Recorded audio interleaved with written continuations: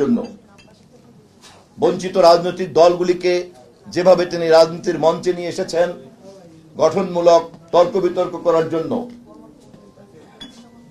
কবর দেওয়া পার্লামেন্টকে নতুন করে জীবন দিয়েছেন, পার্লামেন্টারি পলিটিক্সকে পঞ্চম সংশোধনী করে চতুর্থ সংশোধনীর সমস্ত ধরনের বেড়াজালকে খান খান করে ভেঙে দিয়েছেন।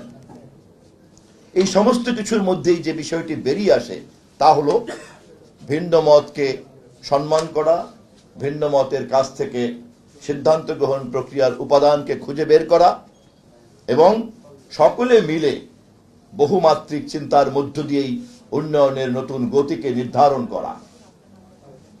একজন সামরিক কর্মকর্তা হওয়া সত্ত্বেও তার এই মনোজগতই তাকে প্রমাণ করেছে তিনি রাষ্ট্রনায়ক ছিলেন। তিনি যত না ছিলেন রাষ্ট্রপতি, যত না ছিলেন রাজনৈতিক নেতা, যত না ছিলেন সামরিক নেতা, যত না ছিলেন সরকার প্রধান, তা সবকিছু ছাপিয়ে গিয়েছে তার সেই রাষ্ট্রনায়কোচিত দৃষ্টিভঙ্গি, মনোভাব এবং চর্চার কারণে। তার মধ্যে সবচেয়ে গুরুত্বপূর্ণ অংশটি হচ্ছে গণমাধ্যম সম্পর্কে তার দৃষ্টিভঙ্গি এবং চর্চা। পৃথিবীর কোন রাষ্ট্রনায়কই জননন্দিত হতে পারেন না তিনি যদি গণমাধ্যমের প্রতি একটি সঠিক দৃষ্টিভঙ্গিকে চর্চা করতে না পারেন।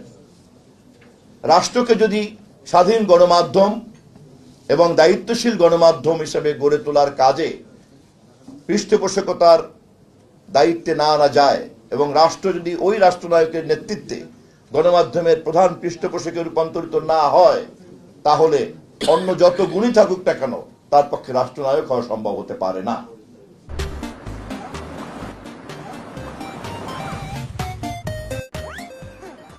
শহীদ জিয়া রহমানের ইতিহাসে আজকে যে জায়গা, তার অন্যান্য সমস্ত গুরুত্বপূর্ণ বৈশিষ্ট্যের প্রধান একটি গুরুত্বপূর্ণ বৈশিষ্ট্য হচ্ছে তিনি স্বাধীন গণমাধ্যমকে পৃষ্ঠপোষকতা করেছেন। অবকাঠামোগত এই উন্নয়ন আলোচনাগুলিতে আমি যাব না, কয়টা প্রস্তাব করছেন, কি করছেন, কত টাকা দিয়েছেন, এটি প্রধান ব্যাপার নয়।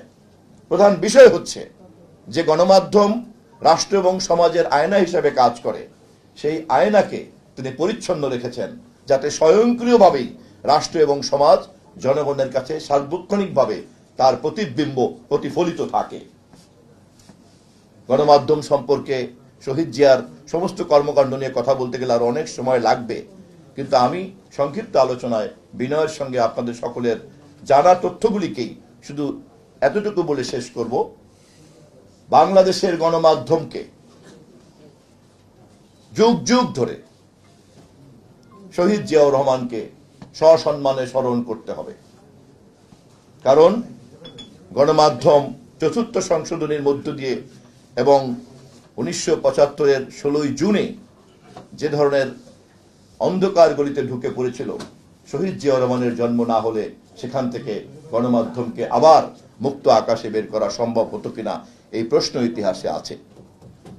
শহীদ জিয়ার শাহাদাত বার্ষিকী